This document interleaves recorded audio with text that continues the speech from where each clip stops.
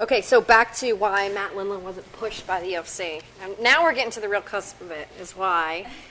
It's because Matt would not be their little, okay, I'm not going to say it on camera because you can use it. And then the UFC will hate me. I don't care. It's fine.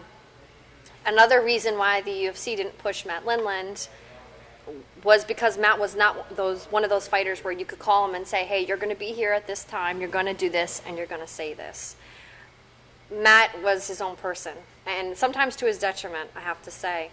He was very strong-willed about what he wanted to say about things and what he wanted to do in his career. And with any promoter, you want to have some control over your product. You don't want your product to be unpredictable. You don't want your product speaking out in a certain way. So I always felt like that was a reason, especially right in that moment when the UFC was just about to go on TV with The Ultimate Fighter. They had this was going to be their big step, and I just felt like Matt Lindland was not considered to be in their plans. There's another argument that when Matt Lindland steps into the cage, he's not your most exciting fighter, and there was a saying going around for a long time that he always made his opponents look bad. He even made the opponents that everyone wanted to see that were exciting and had great technique because of his wrestling and his ability to smother his opponents. He always made people look bad.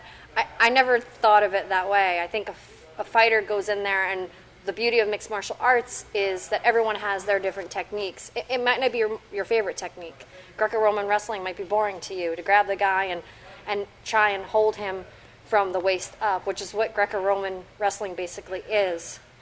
But to me, it's kind of like a win is a win.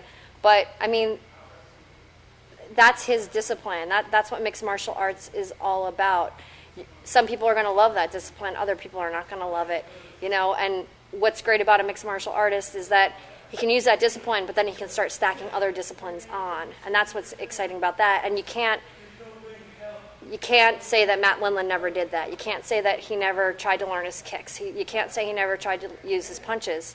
He tried to learn all those things. He learned submission defense. He learned his own chokes and choked out a Brazilian Jiu-Jitsu black belt. He was always learning as a mixed martial artist. You can't blame him for going in there and relying on his number one discipline. I mean, he worked hard to earn that. That was years and years of wrestling. So I never looked at it that way. I was always very respectful of the fact that this was an Olympic silver medalist that had decided to go into this sport, and that in itself helped the sport.